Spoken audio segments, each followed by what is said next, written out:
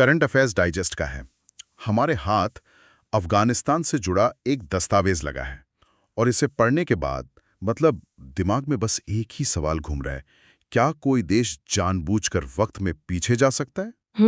ऐसा लगता है कि तालिबान शासन ने एक ऐसा कानून बनाया है जो सिर्फ कठोर नहीं है, बल्कि ये आधुनिक समाज और न्याय के हर सिद्धांत को नकारता है।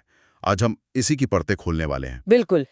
इस दस्तावेज का नाम है दे महाकुम जजाई उसूलनामा, अच्छा। जिसका सीधा साधा मतलब है अदालतों के लिए आपराधिक प्रक्रिया संहिता। मतलब ये वो किताब है जिसके आधार पर अफगानिस्तान में अब ये तय होगा कि क्या सही है, क्या गलत है। और गलत करने वाले को क्या सजा मिलेगी? जी हाँ, बिल्कुल। और इसे तालिबान के सुप्रीम लीडर हिब्तुल्लाह अखुंडजादा ने मंजूरी दी है। इसमें करीब 119 अनुच्छेद हैं, जिन्हें 10 अध्यायों में बांटा गया है। पर ये तो सिर्फ आंकड़े हैं। सही बात है। असली कहानी तो इन अनुच्छेदों के अंदर लिखी है। और उस कहानी को समझने के लिए शायद हमें थोड़ा पीछे जाना होगा। मतलब इसकी पृष्ठभूमि क्या है? बिल्कुल। देखिए, 2021 में सत्ता में आने के बाद तालिबान ने सबसे पहले 2004 के संविधान को ही रद्द कर दिया। अच्छा। महिलाओं और लड़कियों की सुरक्षा वाले सारे कानून खत्म कर दिए। और शायद सबसे बड़ा कदम था पुरानी न्यायपालिका को पूरी तरह से बर्खास्त करना। पूरी न्यायपालिका को? जी, जिसमें लगभग 2700 महिला जज भी शामिल थीं। तो ये नया कानून एक तरह से खाली स्लेट पर लिखा गया है, जहां पुराने सारे नियम मिटा दिए गए हैं। तो चलिए इस नई किताब का पहला और शायद सबसे चौंकाने वाला पन्ना खोलते हैं। इसमें समाज को कानूनी तौर पर कुछ हिस्सों में बांट दिया गया है। जी। ये सिर्फ एक सामाजिक व्यवस्था नहीं है, इसे कानून का हिस्सा बना दिया गया है। ये कैसे काम करता है? ये इस कानून के अनुच्छेद 9 में साफ साफ लिखा है। ये कोई छुपी हुई बात नहीं है। कानून कहता है कि अफगान समाज अब 4 वर्गों में बटा होगा। 4 वर्गों में? हाँ। सबसे ऊपर पहले पायदान पर हैं धार्मिक विद्वान यानी मुल्ला। ओके। दूसरे पर हैं जनजातीय बुजुर्ग, तीसरे पर आता है मध्यम वर्ग और सबसे नीचे चौथे पायदान पर है निम्न वर्ग। एक मिनट, मतलब ये सिर्फ समाज का ऊंच नीच नहीं है, बल्कि अदालत की नजर में भी अब लोग बराबर नहीं रहे। क्या इसका सीधा असर सजा पर पड़ता है? बिल्कुल। और यहीं ये कानून सबसे ज्यादा खतरनाक हो जाता है। ये कानून के सामने सब बराबर है वाले सिद्धांत को पूरी तरह से खत्म कर देता है। तो एक उदाहरण से समझते हैं। हाँ, मान लीजिए एक ही अपराध 4 अलग अलग वर्ग के लोग करते हैं, तो सजा क्या होगी? अगर कोई धार्मिक विद्वान यानी मुल्ला वो अपराध करता है तो उसे कोई सजा नहीं मिलेगी। कोई सजा नहीं? नहीं, उसे सिर्फ सलाह दी जाएगी। सिर्फ सलाह? मतलब उसे बस समझाया जाएगा कि ऐसा मत करो। और दूसरे वर्ग का क्या? जो जनजाति बुजुर्ग हैं उन्हें अदालत में बुलाया जाएगा और फिर सलाह दी जाएगी। तो यहाँ भी कोई असल सजा नहीं है?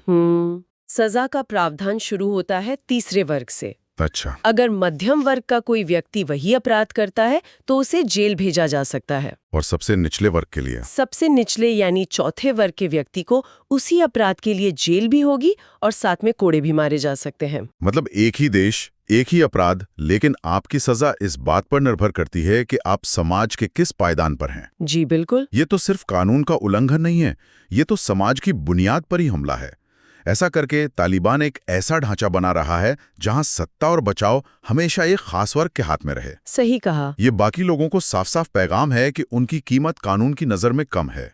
ये डर और नियंत्रण का एक बहुत सोचा समझा तरीका लगता है। आपने सही शब्द इस्तेमाल किया, नियंत्रण।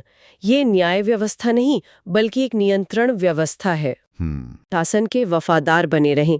ये क्लासिक तानाशाही रणनीति है जहां आप समाज को बांटकर राज करते हैं। अगर समाज को इस तरह बांटना काफी नहीं था तो इस कानून में एक और चीज है जो किसी को भी हैरान कर देगी। ऐसा लगता है कि इसमें गुलामी की प्रथा को भी एक तरह से कानूनी जगह दे दी गई है। ये कैसे मुमकिन है? ये अनुच्छेद 15 को पढ़ने से साफ होता है।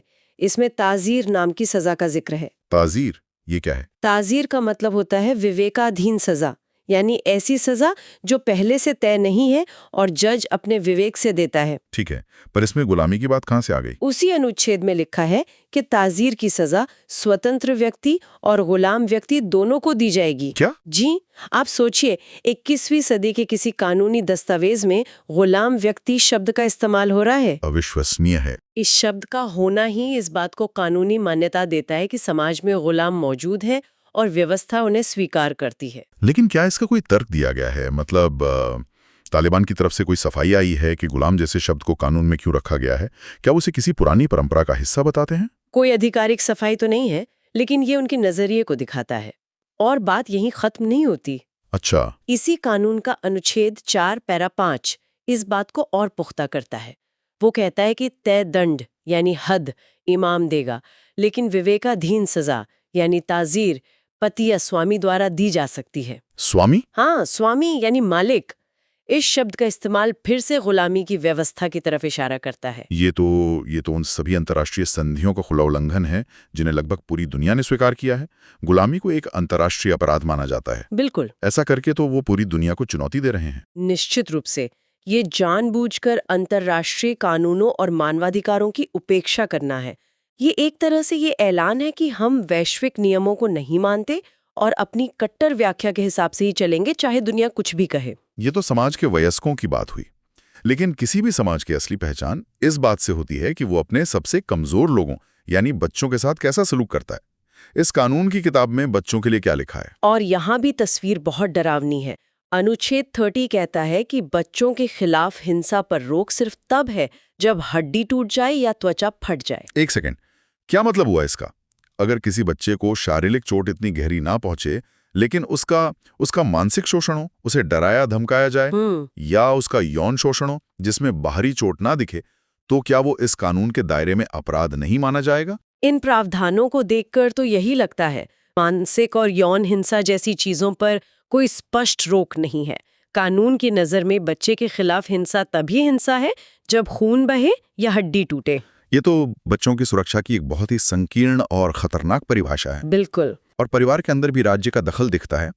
एक और नियम है जो पिता को कुछ अधिकार देता है। हाँ, अनुच्छेद 48 ये कहता है कि अगर किसी पिता का 10 साल का बच्चा नमाज नहीं पढ़ता है तो पिता को उसे दंडित करने का अधिकार है। मतलब?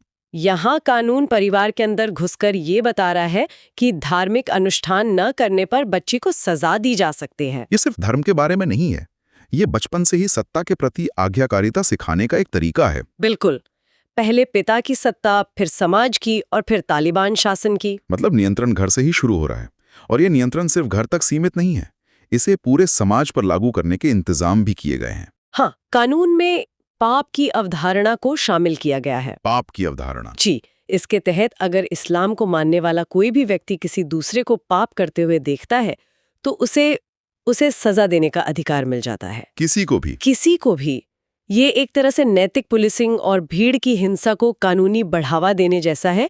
कोई भी किसी को भी सड़क पर रोककर सजा दे सकता है। ये तो समाज में अराजकता और डर का माहौल पैदा कर देगा। हर कोई दूसरे पर नजर रखेगा।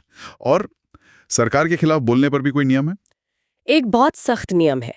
अगर कहीं कोई सरकार विरोधी संगोष्ठी या मीटिंग हो रही है और किसी व्यक्ति को इसकी जानकारी है लेकिन वो सरकार को नहीं बताता तो सिर्फ जानकारी छिपाने के लिए उस व्यक्ति को 2 साल की जेल हो सकती है। सिर्फ जानकारी छिपाने के लिए? जी हाँ, ये समाज के हर व्यक्ति को सरकार का जासूस बनाने की कोशिश है। तो उन्होंने कानूनी व्यवस्था, सामाजिक ढांचे और यहाँ तक कि परिवार को भी नियंत्रित कर लिया है। अब आते हैं लोगों की निजी आस्था और संस्कृति पर। क्या उस पर भी पाबंदियां हैं? वहां भी कोई छूट नहीं है। ये कानून धार्मिक भेदभाव को कानूनी तौर पर पक्का कर देता है। इसके मुताबिक अफगानिस्तान में सिर्फ सुन्नी इस्लाम के हनफी स्कूल को मानने वालों को ही मुसलमान माना जाएगा। और अगर कोई इस विचारधारा को मानना छोड़ दे या किसी और इस्लामिक पंथ को अपना ले तो? उसके लिए सजा है। अनुच्छेद 26 कहता है कि अगर कोई व्यक्ति इस हनफी विचारधारा को छोड़ता है तो उसे 2 साल की जेल हो सकती है। मतलब आप अपनी मर्जी से अपनी आस्था भी नहीं चुन सकते? नहीं, ये सीधे सीधे किसी व्यक्ति के अपनी मर्जी से धर्म या आस्था चुनने के अधिकार को खत्म करता है। और सांस्कृतिक आजादी जैसे संगीत, कला, उन पर भी कड़ी पाबंदियां हैं। अनुच्छेद 59 बहुत दिलचस्प है। यह कहता है कि नृत्य करना अपराध है। ठीक है, ये तो समझ आता है उनकी विचारधारा के हिसाब से। लेकिन सिर्फ इतना ही नहीं, नृत्य देखना भी अपराध है। नृत्य देखना भी अपराध है? मतलब अगर कहीं कोई नाच रहा है और आप खड़े होकर देख रहे हैं तो आपको भी सजा हो सकती है? जी हाँ, कानून तो यही कहता है। कमाल है। इसके अलावा अनुच्छेद 13 सरकार को अनैतिक स्थानों को बंद करने का अधिकार देता है। और ये अनैतिक स्थान क्या है? इस सूची में सैलून और नाई के दुकानों को भी शामिल किया गया है। नाई की दुकान? तो क्या एक गलत हेयर कट भी अब अनैतिक काम माना जा सकता है? ये तो बहुत ही अजीब है। ये दिखाता है कि नियंत्रण कितना गहरा है। ये सिर्फ बड़े अपराधों के बारे में नहीं है, ये लोगों के जीवन के हर छोटे से छोटे पहलू को नियंत्रित करने के बारे में है। वो कैसे दिखते हैं, वो अपना मनोरंजन कैसे करते हैं, वो क्या मानते हैं। इसका मकसद एक ऐसी एकरूपता लाना है जहां व्यक्तिगत स्वतंत्रता की कोई जगह ही ना बचे। तो अगर हम पूरी तस्वीर को एक साथ देखें, एक कानूनी व्यवस्था जो समाज को वर्गों में बांटती है, गुलामी को मान्यता देती है, बच्चों की सुरक्षा को बहुत सीमित कर देती है, हर नागरिक को एक दूसरे का जासूस बनाती है और लोगों की धार्मिक और सांस्कृतिक आज़ादी को पूरी तरह से छीन लेती है। जी, ये नागरिकों के मौलिक अधिकारों और अंतर्राष्ट्रीय मानकों का पूरी तरह से मजाक उड़ाने जैसा है। बिल्कुल। और यही वजह है कि दुनिया भर में इस कानून की कड़ी निंदा हो रही है। लगभग सभी अंतर्राष्ट्रीय मानवाधिकार संगठन इसके खिलाफ आवाज उठा रहे हैं। लेकिन क्या इसका कोई असर होगा? सवाल यही है कि क्या इस अंतर्राष्ट्रीय दबाव का तालिबान शासन पर कोई असर पड़ेगा? अभी तक के उनके रिकॉर्ड को देखते हुए इसकी उम्मीद कम ही लगती है। वे इसे अपना आंतरिक मामला बताते हैं। इस पूरी चर्चा से एक बात साफ होती है, हम अक्सर कानून को एक ढाल के रूप में देखते हैं जो नागरिकों की रक्षा करती है, लेकिन ये दस्तावेज हमें सोचने पर मजबूर करता है। तब क्या होता है जब कानून खुद एक हथियार बन जाए, जब न्याय देने वाली किताब ही अन्याय करने का जरिया बन जाए। ये एक ऐसा सवाल है जिस पर हम सभी को सोचना चाहिए। शारदा ऑनलाइन क्लास से PDF ले सकता है।